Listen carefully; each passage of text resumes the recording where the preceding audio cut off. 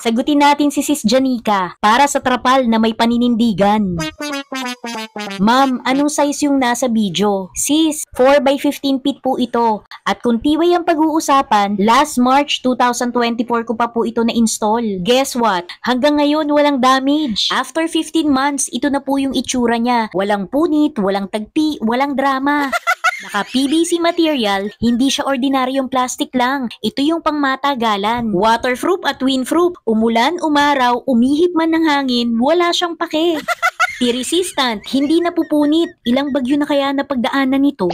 Transparent, kita pa rin ng loob, pero protektado ka na. May eyelets at reinforced edges para kabit agad, walang abala. At syempre, may free na lubid na kaya hindi ka nagagastos. Carry bell sa bintana, harap ng tindahan, takip ng kotse, motor o bisikleta. Pang garden or farm, lahat ng pwedeng takpan, pwede nitong panindigan.